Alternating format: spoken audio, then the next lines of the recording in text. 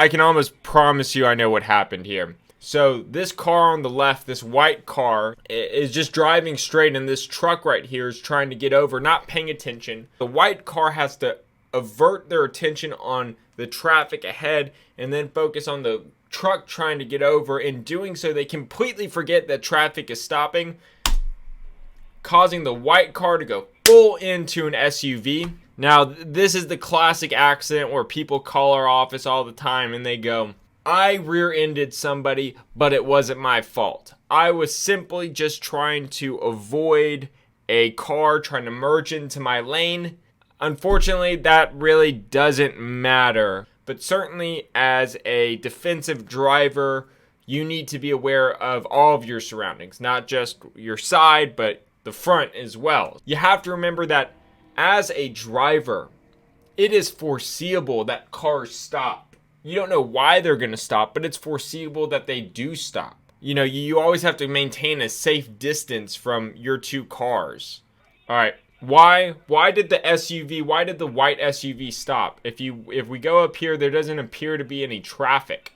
If that white SUV was not in traffic, but instead randomly decided to stop, does that change your analysis? Were they brake checking that white car? Why were they brake checking? I don't think they were. Car of the speed limit? Yeah. I mean, but that doesn't really matter, right? Because the big thing with this crash is the white car, the white sedan, was worried about the truck coming into their lane. They were focused on the truck in the right-hand lane. And as a result, they weren't paying attention to the traffic in front of them and slammed into that white SUV. So even though the car, the white SUV, I don't know why they stopped now, but I still would place more fault at the small white sedan's car. One more time, then we're going to assign percentages. White sedan, 65% at fault. White SUV that stopped, 20% at fault. The remainder, the truck trying to get over into the far left lane. So this truck's just driving, has the right of way, seems to be driving about the speed limit. Traffic is slowing down here. You can see that this white car is pretty much stopped. This car is trying to make a left-hand turn into this intersection where the Taco Cabana is. Here's the reality. It's this car's fault. Primarily, it's this car's fault. Yeah, should this guy have been going almost full speed even though the traffic stopped 20 feet ahead? Probably not. But at the end of the day, this person went across the intersection without having a full field of vision because their vision was blocked by these other cars, right? So the reason why the silver car did not see the car that hit him is because their field of vision is blocked right here. So they didn't have a full field of vision, yet they still decided to cut across. So ultimately, it's going to be the silver car's fault. Yeah, so Dave, that's a great, very, very interesting point, okay? So Dave says he thinks it's 50-50 for both because, you know, the truck driver, the point of view car, was blind as well. However, you have to remember who has the right of way, who has the deference. And the point of view car was in his lane, and there was no stop, there was no intersection, right? It's not like a stop sign where you have to stop and let other cars go through, or a light control device is what I'm trying to say. So he had the right of way, he was going, and the silver car needs to yield that.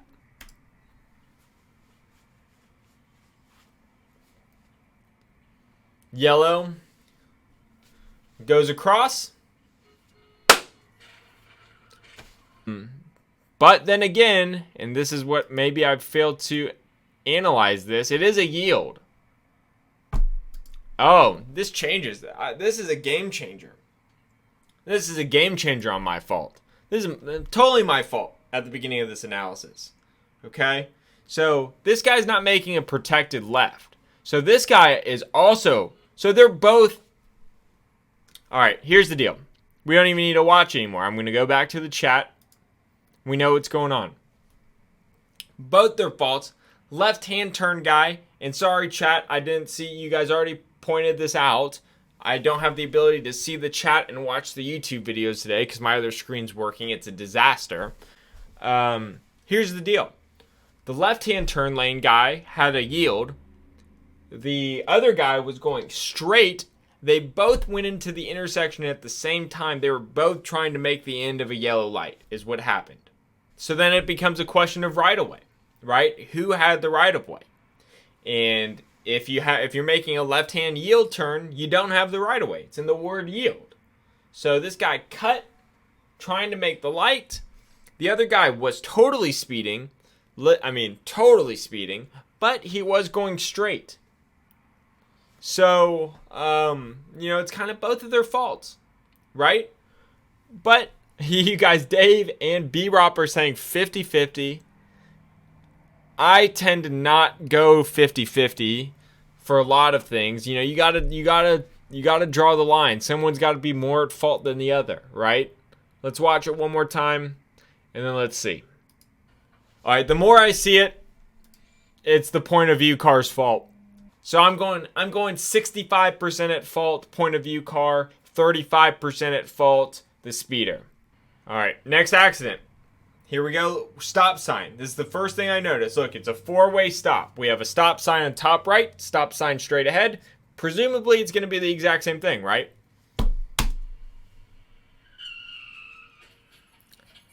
Very interesting. I know the answer to this one. All right, chat. How are stop signs determined? If you're at a four-way stop, who goes next? And yes, by the way, yes, I am wearing plaid shorts right now. I'm wearing plaid shorts with a striped shirt. Four-way stop. They're clearly confused on who goes first. Caused a collision. So two things you're going to look for. Thing one, who gets there first? Whoever gets there first, if there's no wait.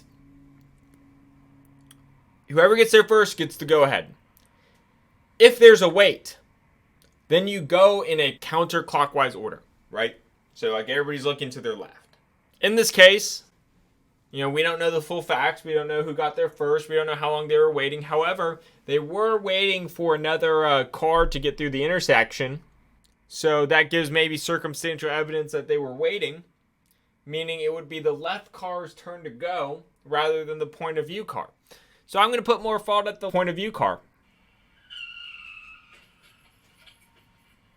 Actually, I was wrong. The squealing. I don't think the car on the left was stopped because the sound. Yeah, it does sound like he ran the stop sign, is what I'm thinking. All right, Spinny says he's 15, going to be able to drive soon. If I end up in a crash, yet it wasn't my fault because I'm so young, would it be harder for me to sue and successfully prove that it wasn't my fault, or would it be easier? It would be harder. It would absolutely be harder, Spinny. It would absolutely be harder because what they're going to say is like, hey, listen, this person doesn't have enough experience. They were reckless, blah, blah, blah. Even if you were completely not at fault, that's what they're going to say. Now, I'm not saying that it can't be overcome, right? But it's going to be harder. But yeah, but Spinny, unfortunately, it's just something that everybody has to deal with being a young driver. It's just part of the game. Topic of discussion today. Roundup. Bayer Monsanto has offered or is settling their suit for $10 billion for Roundup claims. Roundup causes non-Hodgkin's lymphoma, or at least that's what the evidence supports, and that's what they're going to pay money for. Now, before I get into this, total disclaimer. I have these cases. I have a lot of these cases. I have dozens of these cases. So I am, might make money off of this. So take what I say with a grain of salt. I'm obviously biased. The second thing I'm going to say is, they announced this. My colleagues who I'm working on this Roundup docket with have not settled, or at least I have not got that notification. Okay? Here's where I'm getting at with all of this. Monsanto Bayer has known, and I believe they knew, and I believe the evidence supports that they knew for decades, that Roundup causes cancer. Roundup causes non-Hodgkin's lymphoma. Yet, and they're willing to settle these cases, or the cases in the settlement, not every case is in the settlement, for $10 billion. Yet it's still on the shelves of every Lowe's, Home Depot, Walmart in the country. And they have no intention to take it off because they don't care. And yes, of that $10 billion, there are billions dedicated for future cases, meaning they know that it's going to cause future damage. Or at least I think they know they're going to cause future damage. Why else would you book it in the future? Yet they're still going to continue to push it. And I'm going to go on extremely quick rundown of what's going on. I'm going to show you some evidence. I'm going to show you some evidence. Not any of my personal trial evidence, right? Because, we might have some still pending. But you can just go to Google. Let's just go through this evidence very shortly. And I'm not going to show you the evidence from my secret documents, from my trials. Right? I'm just going to go to the internet, right? So here we are. Here we are on, I just Googled.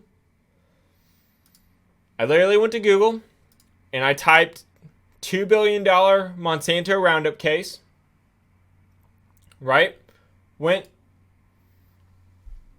to Baum. These are the guys who tried it. Great trial lawyers. Went to Baum, Haddad, Aristi, and Goldman trial lawyers, right? They have all the documents right here. And they've uploaded it. Here's the documents they used for a $289 million verdict. We're going to click on trial exhibits. Let me give you the opening statement of Monsanto. I'm going to give you guys the opening statement of the Monsanto case using publicly available information. I'm not showing you anything that's secret. You can go Google it. Just go Google trial documents from Monsanto. All right, so you have Roundup. Okay, this is the plaintiff. This is what non-Hodgkin's lymphoma does. This is not their first lawsuit, so they're sued over and over and over again for glyphosate. All right, what is Roundup? Roundup's two things, right? It's glyphosate, which we believe is carcinogenic, and other ingredients. Well, what's in that other ingredients? It's a surfactant. What surfactant is it's something that sticks to a surface. So imagine, Roundup's supposed to be a weed killer, right? You pour it on weeds, and it basically stops the photosynthesis process, and the weeds die. But if it was just water without a surfactant, you would pour it on and it would just fall off. A surfactant makes it stick, right? Surfactant makes it stick to you. But surfactant also makes it stick to the skin, means it penetrates the skin, it goes down, right? You can see how that plays a factor. So when you're spraying Roundup, goes in your skin, underneath, penetrates, surfactant, and then the underlying glyphosate is carcinogenic. Boom, cancer. We're going to go through some emails, and I'm just going to go through the highlights. You're going to see these people a lot. He's going into the science. This is the first part. The science, look, Monsanto admits they never conducted any studies after 1991 because their studies, prior to 1991 show it's carcinogenic. Here are the studies. Here are the studies, more studies, more studies. Is it causing cancer? What type of cancer? These are the studies prior to 1991, after 1991. We're rolling through it. Animal carcinogenic studies, and there's 3 pillars of cancer study, right? So here they are. 1, animal carcinogenic studies, mechanistic data, and epidemiology. So we're just rolling through all this data. You can look it up if you want. You can tell me I'm a lying POS. This is the data. You can look it up. What you need to know, because I'm trying to fast track it, is what this data says is that glyphosate causes cancer. Okay? Roundup, then Monsanto hires this guy, Dr. James Perry. Okay? Dr. Perry is the world's leading, expert in this subject, or one of the world's leading experts in this subject. They're unsure about whether or not to hire him. Why? Because if they hire him and he comes out with a bad report, well, then that's bad for them. And then it just kind of proves everybody's point that glyphosate causes cancer. So what do? See the draft below. So they're basically writing what they want this guy to say anyway. All right, so Dr. Perry comes out with a report And he tells Monsanto, he goes, hey, look, glyphosate is genotoxic, means it causes cancer. What do?